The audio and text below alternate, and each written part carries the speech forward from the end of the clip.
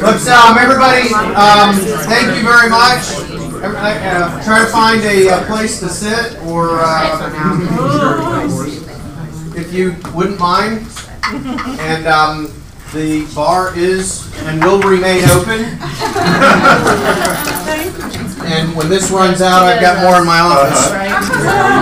It's not exactly wine, but it accomplishes the same thing. So again, thank you guys very much. This is our first Wine and Cheese Social, and we do plan to do this a couple of times a month. So we will be having people from the office talk to you guys, not me, because you don't want to hear from me, but people that really have stuff to share with you guys that'll help you grow your business, and that obviously have been very successful on their own, so they're people that you really want to pay attention to. So it is my great pleasure to introduce to you Michael and Deb Martino, in case you don't know who they are. I will tell you that they're the ones that sold me my house in 1999. Oh, wow. Wow. So we go. I've been doing it that long. We go way back, but as I look around the room, I've done loans for quite a few of you guys. For the Hosses, I did your loan on your lovely home on the Hooch.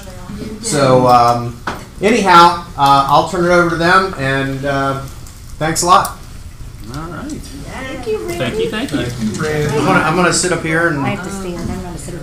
So we were so excited to come today because we just got back from family reunion, and of course, when you come back, your mind is swimming, and you've got all these ideas racing through your head, and you can't wait to share them with anybody who didn't go. But as we were reflecting on some of the new things we thought of and we learned, one of the things that came up was like, we're going to be with people that are so much better than us. Like when Randy did that intro and he said, I'm going to have some people come up, I'm thinking, gosh, who are they? I can't wait to meet them. Who will be up here sharing information? So the way we're looking at it is more like, I like to call it our red toolbox. So this is our little KW red toolbox.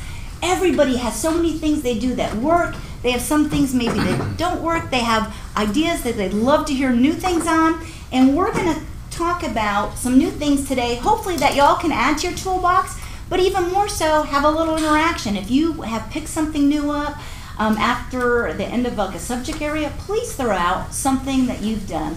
But our biggest goal today was to share with you, focusing more on some of the things we heard in family reunion with a bit of a servicing slant, some of the things that are our favorite takeaways from this last family reunion, so it would almost be like you went. And before we get started, I would like to say, if you did not know this, the entire family reunion agenda is on the web. You can do Family Reunion 2019, pull up the agenda, and when you go into the app and pull up the agenda, it shows you all the different classes. And on 75% of those classes that were not a panel, there are full documents. So you would see the complete outline. We've gone through and read just about every single one. It is just so interesting because they said, what are the most relevant things people want to hear about, and that's what they put together. So that would be the first tip to throw into the toolbox. Think about looking at some of those when you have time while you wait for the videos to come out. Okay? And the videos will be coming out as well, so that should be fantastic. During one of the opening sessions with Gary and Josh team, one of the interesting aspects that they had said was, what a great business we are in. And hearing that from two people who are so extremely successful and so passionate about what they do and what this company is, to hear it coming from them was really inspiring. So turn to the person next to you and say, great job on picking real estate, because this was the industry to be in. Yeah, and he kind of brought that through from the idea of, do you want to get into business, to being successful at it. And there are not many businesses that for a few $1,000s you can become educated, start a business, and turn into a super mega producer. So yeah, definitely that unlimited potential. When they talked about other franchises you could buy, there was like a ceiling. And here, when you come to Keller Williams and start your own business, there is no ceiling. So you do have that unlimited potential for growth. yeah, and also what was really kind of nice to hear is they said be proud of what you do. We change people's lives, you know, and sometimes we kind of get down on it and say, oh, gee, you know, it's so hard to get up and get started and be motivated and smiling all the time. But know that the end game is to alter someone's position, to solve a problem they have and hopefully help build their wealth. So so much so that Gary's back in the business. So the commitment from very top level down is just amazing, and we are in the best company we could be in for the future. So the first session we went to, because everyone's talking about that there's a change coming, possibly a little change, a little shift. We're seeing the pendulum moving, and I went to 2 sessions that said, Michael, on shift, all the tactics that agents use when times change. So throughout some of the things that we're sharing today, we're going to talk about some of the things to employ in your mindset and in your business to help you as you go through. But one of the best things that they said about the shift was, We are always in a shift. Those of us who've been doing this for a while, Cynthia, right? There are seasonal shifts that we're dealing with all the time. In January, we're ramping business up for the summer months. In the summer months, we're starting to feel a decline in the fall. So we're always in a shift. So it should not scare anybody and shift is certainly a very strong word, a change in the market and an adjustment. So not to be overwhelmed or to feel pressured by it, just continue doing the business you're doing, continue lead generating, and it's not going to be an issue to you at all. It brought up that our lack of lead gen is exposed when we're in a shifting market. And we're all sitting there like this. And he's like, okay, with a show of hands, who got into the business because they love to lead gen? And we're all just sitting there, I think like one in the front. I'm here. And he's like, right, nobody did. And he goes, now how many of you, all honesty, he said, are practicing your scripts? And everyone sat there. And he's like, why? And he said, okay, I'm going to tell you, I was a team leader. Here's the #1 reason people don't practice their scripts. Oh, they don't sound like me. And if I use those scripts, my clients are going to know I didn't say that. And he said, I'm here to tell you something. That is the whole idea. They don't sound like you. They actually work. He says, well, he goes, does anybody hear of kids? He says, well, I've got a 7-year-old daughter. And he goes, we do this really, really cool thing in our neighborhood. The end of the month in October, all the kids put on funny outfits and they go knocking on doors. And he says, as a realtor, if we were partaking in this event, we would knock on the door and the homeowner would open and be like, hi, it's Deb, I'm a realtor, am I interrupting you? Is this a good time? I just want to stop by and see how you're doing. Are you interested, perchance in buying or selling? And well, let me ask you, how are you feeling today? Do you have a few more minutes to talk? We would just go on and on and on. And he goes, kids? No, what do? Knock on the door? Trick or treat, period. Right to the point. This is all we've got to say. So he said, so when you start looking around at life, he goes, scripts are everywhere. And why is that? Because the scripts matter. The scripts work. So the #1 thing that kept coming up was be able to speak well with your database and be able to share information they can use by knowing your scripts. So know what you're talking about, know the local information, and be able to help them. Okay, so do not fear a change or the shift in the market because we're going to all know our scripts. So we'll put that in our little toolbox to use. And as we're going through, I'll just interject, guys. This is supposed to be interactive. So if y'all have questions for them, I don't think you'll throw them off track too much. If you do, but please feel free Changing market. to interact. Yes. Was anything discussed about, I'm not trying to be negative, but it is difficult to get phone numbers now if you want to do expireds and, you know, especially like expireds. And, I mean, like all those database, like Land Voice and Redx and RJ, 3/4 of those numbers are bad. They're bad. I went to a couple of sessions where that was brought up, and that's a very common question. What is the best resource for that? There's no consensus. I mean, they're trying all these different programs to do that, and I believe everyone struggles with it. It's just don't stop trying those numbers. You know, I mean, that's really it. Yes? Find a friend in the neighborhood and sweetly ask them for the directory. Mm-hmm. Perfect. That's perfect. Right. Yeah. So I think it's really kind of being creative. A lot of the teams on these panels a lot of them are mega teams, and they kind of go through systems, you know, where we're kind of a little bit more nimble and can try these little things out on a smaller basis. When some of these larger teams are attempting to change a system or to change a program, they're moving 20 people as opposed to you or I on the phone.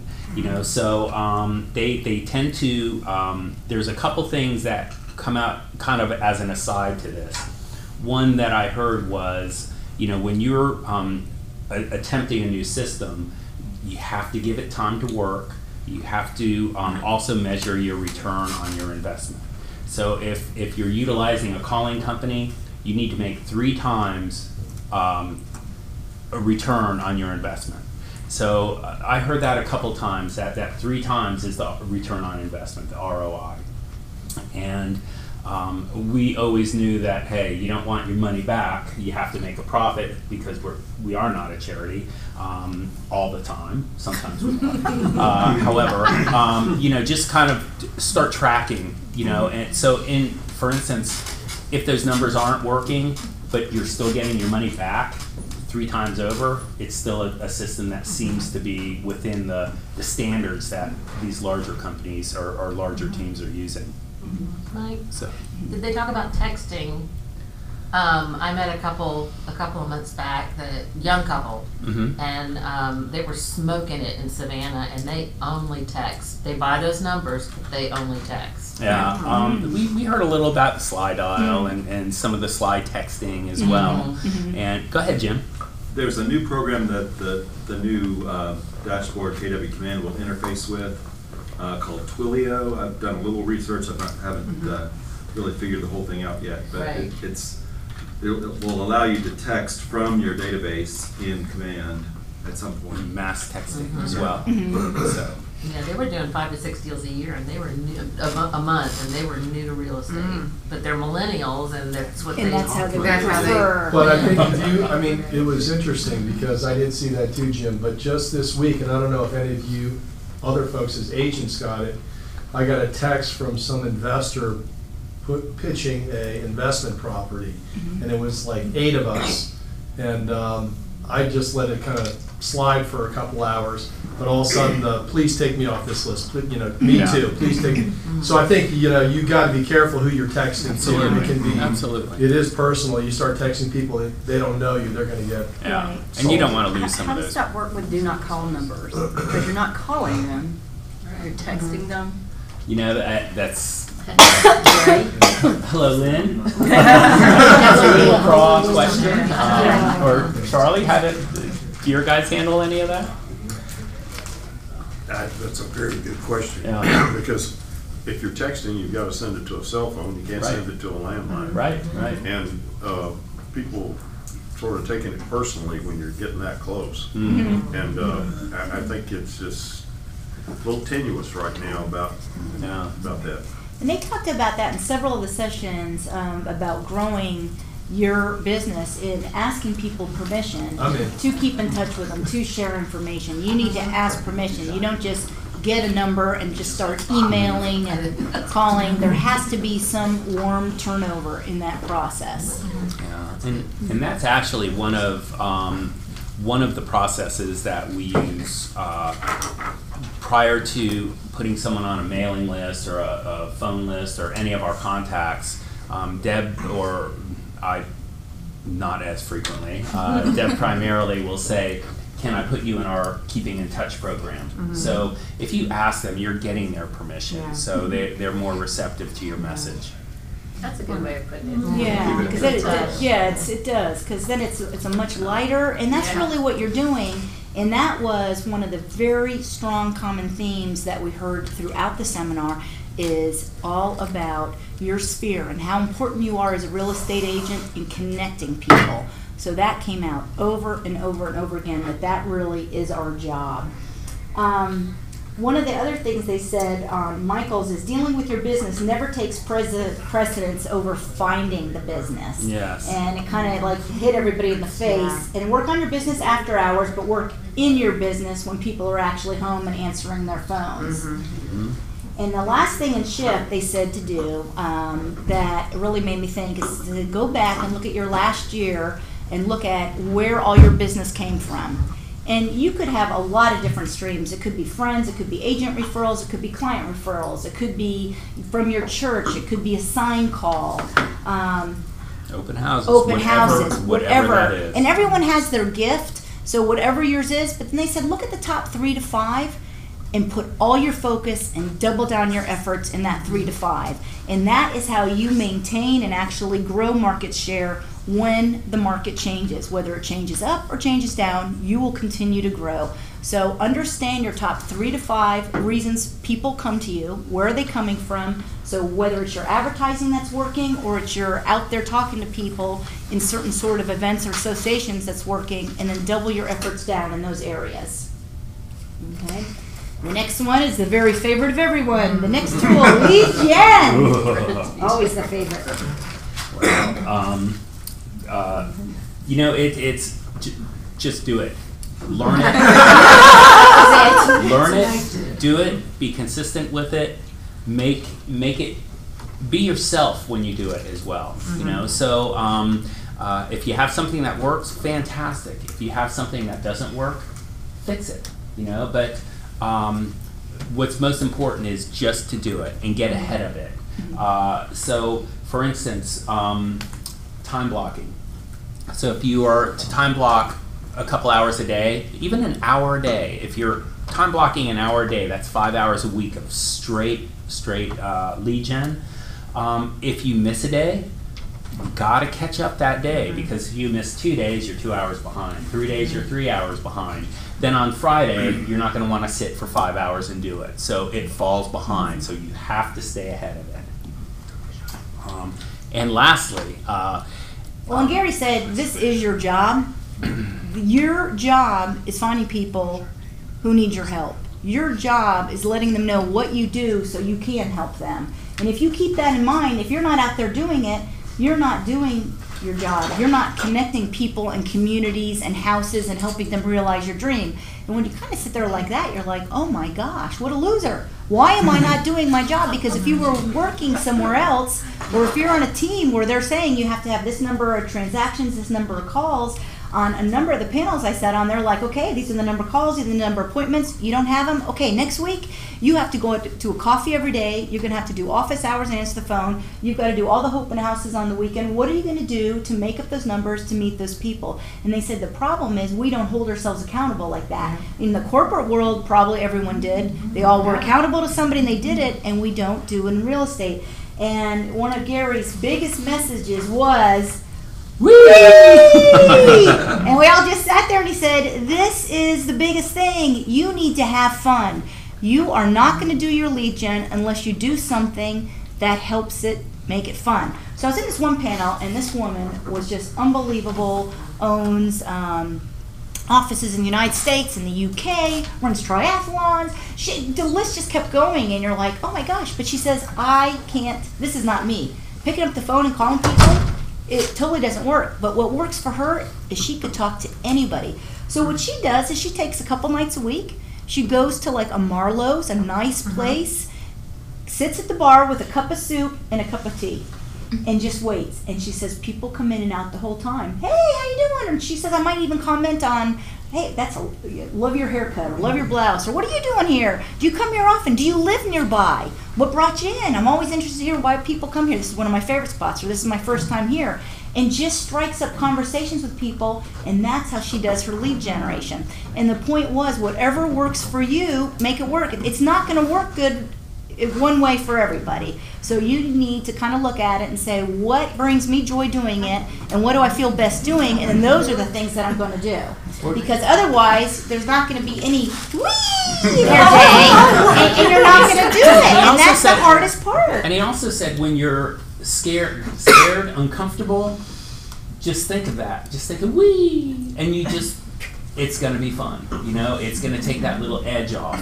Yeah. So, he talked about going to learn to ski at 40, and he was petrified. So he's taking the class. He gets to the top of the mountain. They said, go down, and he's like, oh my God. He said, I did like 2 turns, fell like 5 times. He's like, I'm going to have to take my skis off and walk down. I can't do it. He's like thinking, oh my gosh. And they're like, you need to go back up and do it again. And the whole time, he goes, I want you in your head going, whee! Because this is going to be fun. You're going to make it fun. You've got to think it's fun. You've got to really be focusing on it. And he said, I took a turn and accidentally went down a black slope. I thought, well, I can do this. I can do it. And it was all moguls. And he said, this was my event. Mogul, fall, whee! Mogul, fall. But in my head, I'm like, I'm having fun. I'm having fun. And he said, it got me down and it made me see you can get through anything if you put joy into it. So you've got to say, I'm making this fun. Can I interject before you go on? Yeah. I mean, your business and my business are a lot alike. Okay? I mean, and I've been in your business before. It's no secret that lead gen, I mean, that's what everybody preaches. Lead gen, lead gen, lead gen, lead gen. But how can you give the folks maybe an example, or maybe somebody out here, how you actually do your lead gen? I mean, if we really get down to it, and I ask everybody privately in this room, do they lead gen for an hour a day? I'd be willing to bet that there's very few people in here that actually do that. Okay? I know I'm supposed to do it. Matt's supposed to do it. Sherry, I don't think is in here, but yourself, you know, bud. what's that? Speak for yourself. Yeah. Do you? I mean, so I know we're supposed to. Is how do you guys lead gen? I will say, I think it's important to have some sort of accountability. So Deb and I coach. We have a call once a week for 30 minutes, and our coach is, Jen shares our coach. She's going to ask us what we did, and we feel very responsible for making the calls that we say we're going to make, and I think that for everyone is different. For me, that helps. I mean, I like to have someone, I don't like to have someone pushing me. However, I appreciate someone helping me So it's out of your comfort zone. Yeah. Oh, absolutely. But it's a tremendous, Yeah. it's been a tremendous help to your business. And the more, I mean, I'm not where I should be. However, every week it's getting better.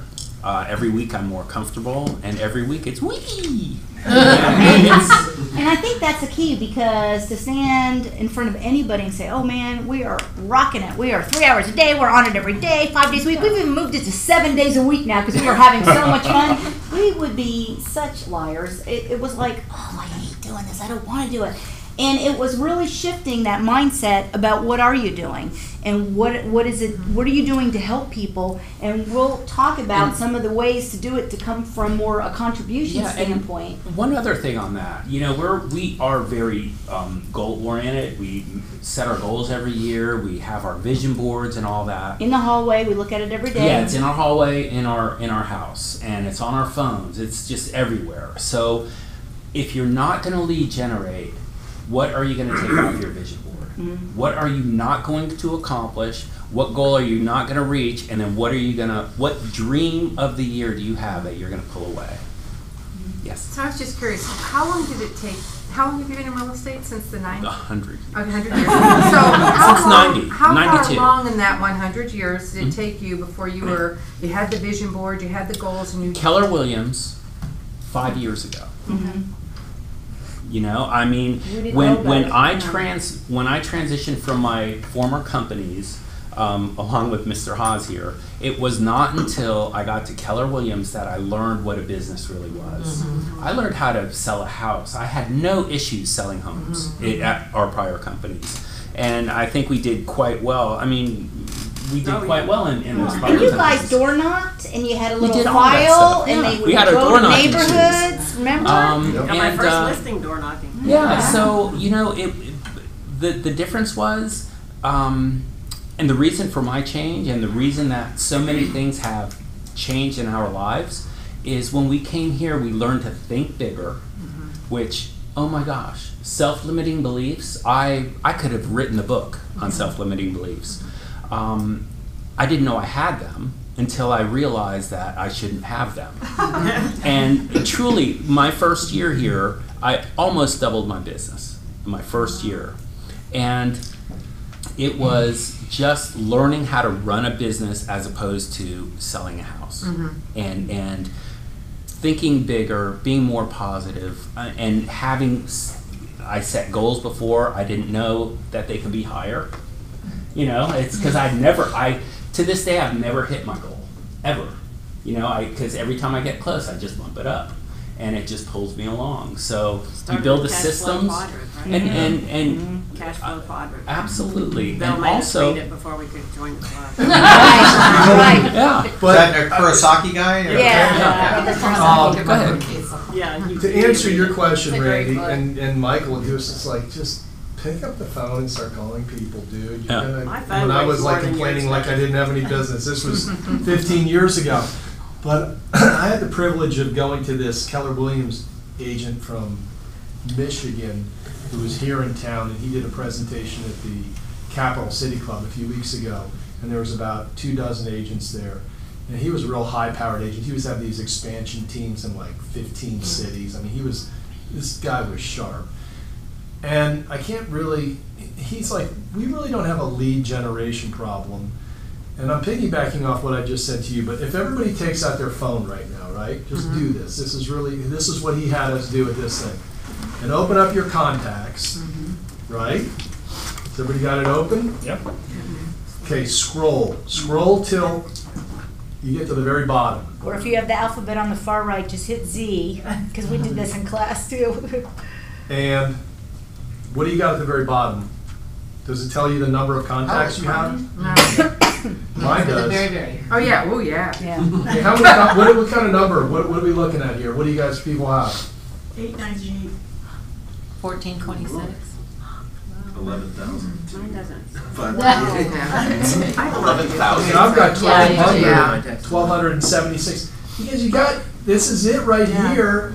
You just, and there's plenty of reasons to call those people, right? I mean, we could sit here and brainstorm on dozens of ideas, but at the very least, now that we've got this new Keller Williams technology, just to call them and say, hey, I want to get, like Gary said, I want to get make sure I've got all your information correct, name and address and phone number, because I want to send you some things of value. Would you be okay with that?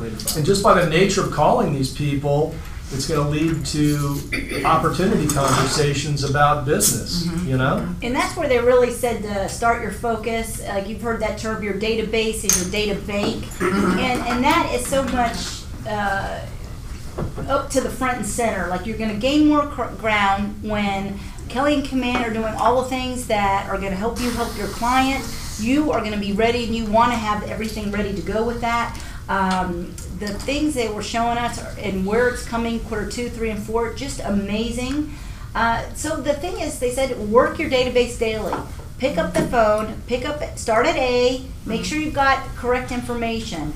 Call them and see how they're doing. Addresses are going to be huge. Key. In Yeah. moving forward with all the systems and technology, physical addresses are going to be huge. So if you just don't have an forget those email. when you get someone's contact information. They give you a phone number, their email address. Ask them, and don't miss putting that in. That'll be vital. I think that too. There's for years and years, there's always been so much emphasis with lead gen and calling. I hate being on the phone. Always have. I think the only time I really hardcore called was during Sweat Hogs because I didn't want to wear the dunce cap. But I think today, in order to reach You're people. dating yourself with this way. I know, Yeah. but I think today that you have to look at yourself as more than just a realtor, that you're a resource. Absolutely. Because I had an old client of mine that, contacted me looking for a real estate attorney in Florida, and it happened to be in an area that I knew one or two people that I'm like, okay, do you know somebody I can find for this girl? And I think that's, as opposed to me passing that off, I just said, give me a day, I will find you somebody. And then I looked through my database, see who I had, and then I, got in touch with some people via text or via email and said, I'm looking for this. How can you help me? And she really appreciated that, and I really didn't have anything a whole lot to do with at least real estate between us, but I helped her in another situation, and I think that you have to be a resource. And she will definitely think of you Yeah. when somebody says, I want to, do something in real estate, Right. because you were there for her. And they did talk a lot about that. And one of the ways I think that everyone was saying, it's easy to lead gen when you do this, when you have a client event. And we talked about client events that are really small and client events that are really big. So if we could talk about client events for a minute, because what's great about a client event is, one, you're going to need their updated information, so you could call them and get it then. Two, you're going to be sending them an email. You're probably going to be texting them. You're going to be sending them a reminder. And then you're going to get the ultimate when the event actually occurs, which is what everybody wants and needs, belly-to-belly time. You get an opportunity to look them in the face, shake their hand, talk to them, how are things going. And then after the event, you post the pictures, you tag them. Maybe it's the kind of event where you have a professional photographer. The people on the client events panel were humongous. 20,000 people in their sphere and all different events. But when you scale it back, it really is the same. So some people did things like where they had a friend who did like a Silpata jewelry, something very small, or a local store in their town. And they would do the event there, maybe have a percentage go to charity. They would bring the wine, the food, and it was just out. One girl did all girls' nights out. Once a month, she said, I've always wanted to go here. I'm going. Who wants to come with me? And started a following that way. And then when she's out, that gives her an opportunity to talk. There were really big events where people did, like Cynthia, you always do the pumpkin patch, the face painting, the jumpies, those kind of events. Our movie event has gone over really well. People really like it. It gives you an opportunity to see people, touch people. And the greatest part about having an event is when you call them, it has immediately erased all your discomfort, because you're not bothering somebody when you call to say, we're doing something we're so excited about and just wanted to make sure you got our invitation. Becker, you could be able to join us on X date, because it wouldn't be the same without you there. And then after the event, you can call and thank the people that came, and then you can call the people who didn't come and say, we were so bummed you weren't at our event. We're going to be doing another one. We're definitely going to keep you in mind. You'll see some of the pictures. We're going to email them out to everybody. So it gives you so many opportunity for connections, and that's really what you're looking for, is ways to connect. Then they also did events that cost absolutely nothing. Like one did a school supply drive for their community.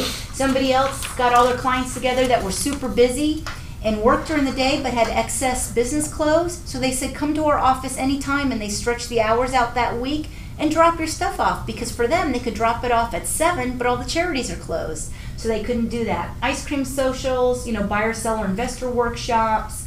But the small businesses, or even a business one of your clients had, would be a great idea. They also talked about that the first time they had an event, it was like, hi, so great to see you. And then everybody left, and they're like, well, I don't know if anybody remembered I was in real estate. So you got to stand up. You got to say something. Maybe you have a referral bowl out there and say, hey, if you know of somebody that could use our help buying, selling, investing, please fill it out. Then we're going to do a drawing at the end of the night from those cards, or for everybody. They all did stuff with their logo on it if they were doing a big event. And, asking questions when you're talking, like, well, how likely would you be to recommend someone to our team? And then you can kind of find out a lot from people if they're like, well, where did I miss? What do I need to know? So that little bit of a survey there is to track your expenses and lead, figure out what you're doing that's your best return, and focus on the fact that realtors are the keeper of the community. So people feel disconnected today. and everybody's going so fast in so many ways, and there's all this technology. And when you get them together, even in your backyard, to come for hot dog event or whatever, build your own hot dog, there is a sense of community that drives through that, and that brings more people thinking of you when they have it. So that was one of their biggest things with Lead Gen, is really consider at least once a quarter doing some kind of event with your sphere, so that you are seeing people belly to belly and you're staying top of mind. Kind of like a wine and cheese social. Like a wine and cheese social. That's what I'm doing. Yes, Jim. Yes. One big aha for us for the client events was one of the big teams that had multiple events, maybe one a month or one a quarter. On their invitation, they said, if you know of somebody that might be moving in the next 6 to 12 months, send me their name and feel free to forward this invitation to them. So that was basically a way to get a referral from someone, and it's a non-threatening way. And if they come to the party, then you can actually connect with them there. And so, I mean, because typically we send out invitations to 700 people to a party, and we get 100. So you're not going to.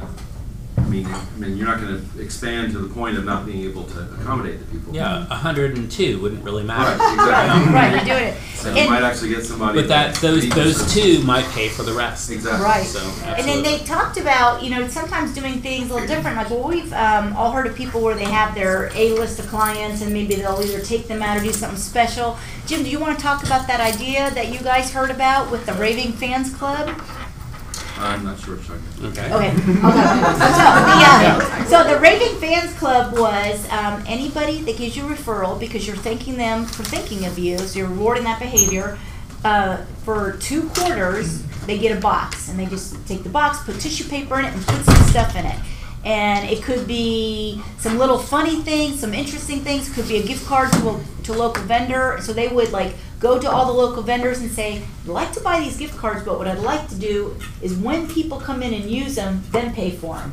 Like, I don't want to buy all these gift cards and then nobody ever uses them. So once they cash them in, then we'll pay for them. So they found vendors they could work with or get something off or a free appetizer or whatever, and they just filled this box with stuff. Yeah, and just one other thing is it's all local. It's you want to support the local businesses because they're the ones who are going to support you when they have a client that wants to purchase a home or an employee. So kind of get that relationship going with the businesses.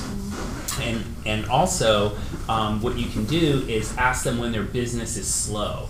So when their business is slow, that's when you can buy their products, maybe at a better price. So you could kind of get a relationship with these folks and keep it to about $25 was the intent. And it may be 3 or 4 gifts in the box. Yeah, something cute. And then when their business is slow is going to determine when they're part of that quarter's gift box. And then anybody who gave them a referral got 2 gifts. You got it for that quarter, and then you got it the second quarter. So then, after the second quarter's getting in, ring, ring. Hey, Sherry, it's Deb. How are you doing? I was just looking at our referral client club, and you are about to expire. Have you been enjoying the boxes? No, well, I just wanted to give you a call. Now, are any of your friends looking to buy, sell, or invest? Is there anybody you know I can help? And she said, it is so amazing, but everyone's like, oh my gosh, I want that box again. And they went out and they would call back with somebody. So rewarding people and thanking them for being a part of your world and thinking about you. They said it's not even what it is. They said when they started out, some of the boxes had just things that would make them laugh when they got them, and the value was really small, but it was enough that it made people think. And then for you, you get to advertise, oh, well, I've got this Raving Fans Club, and here's what I do, and it just, so there's 2 people in it. The greatest part about this idea is nobody knows how many people are in it. So if there's 2, if you have a party and there's 2 people there, they're going to know there's 2 referrals going on. But with this, nobody knew. So I thought that was a great way to get people thinking about you, drum it up a little bit, and kind of keeping it moving. And send it to their place of work. So that's always the best idea. I just want to say that, and I should have done this more, but event, like I had an event a few years ago for Christmas, and I had some of my past clients there, but I also had friends there, and they heard, you know, what a great job I did from these people that were there, and I did get some business out of that. Well, if you're paying for an event, you really want to invite your friends, because then it's a more joy-filled, loving and kind event. And I just feel like then you're surrounded by people you know like you. And the whole thing is, people want to work with people they know, they like, and they trust, and they feel are going to take good care of them. And when you're out helping them in the community and connecting with them, that's what's going to bring it back. And years ago, everybody was chasing all these fabulous, shiny objects of technology, and now they said it over and over again, business is going to happen in human conversations. There's no robot now doing the open houses. Remember when they said we're all going to lose our jobs, no one's going to be able to do an open house, there's going to be a robot trained to do it? All that was gone.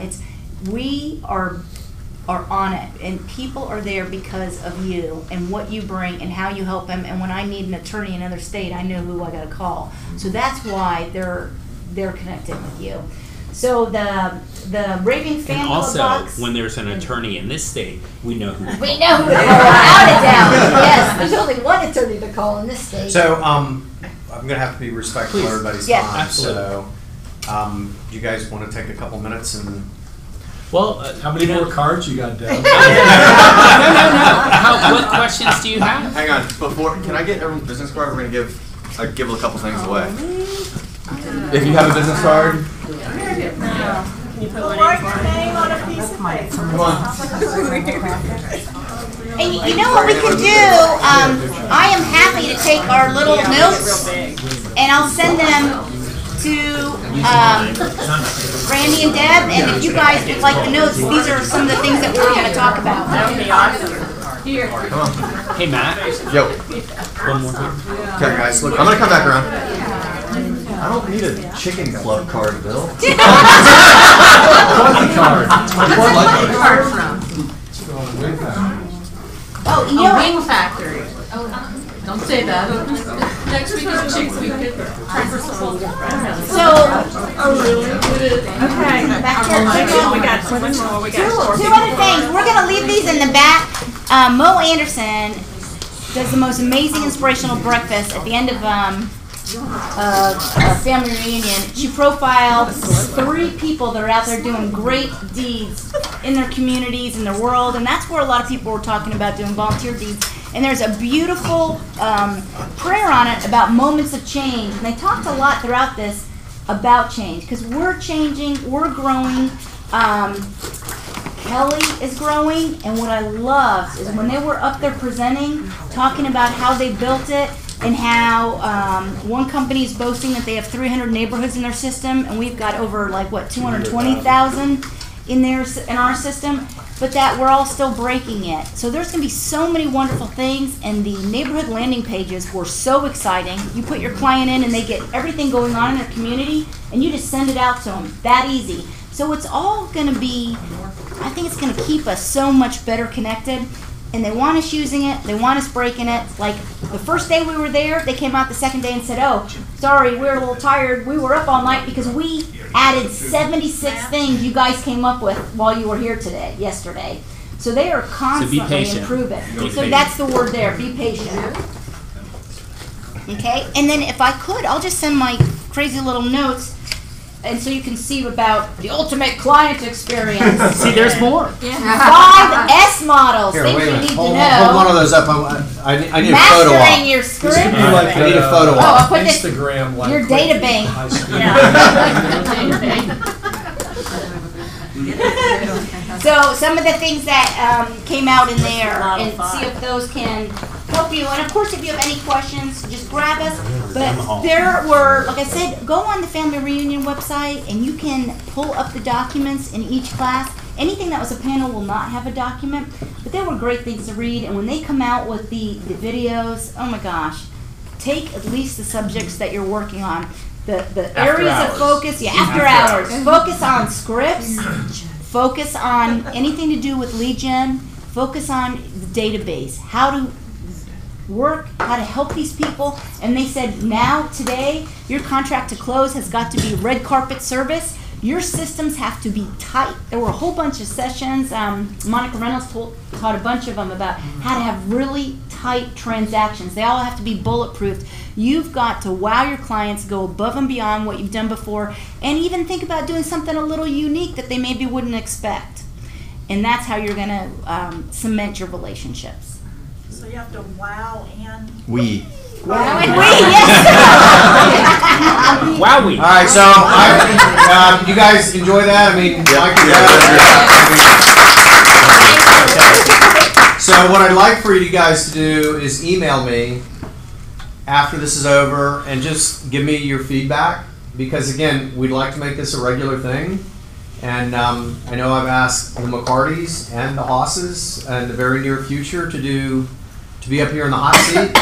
And so the reason for all of this is to help you guys grow your business. And it's that's why it's interactive here. So I know sometimes in the sales meeting when Brad's up here, everybody gets like 5 minutes here and 5 minutes there. So I thought it would be a good idea to kind of drill down maybe a little bit deeper on some of these things. So, and you guys did fantastic. So I just want to thank you. I know we didn't get to everything you had, but you know, save something for next time. Well, and if we could have sat there, we could have let you guys do it, because I know the ideas are all out there, and that's what we love about being here. We feel like we are surrounded by people so much better than us. And thank you all for contributing and giving us the ideas to add to our own red toolbox. And just remember, we're not all drinking from the fire hose. We're just trying to add things in here. And if you have any confusion, come up and rub the crystal ball, and you will see the light. And we have a couple of things to give away. I think Matt drew some names. This is, I'm assuming this is not you. Danielle Leaks with a little heart.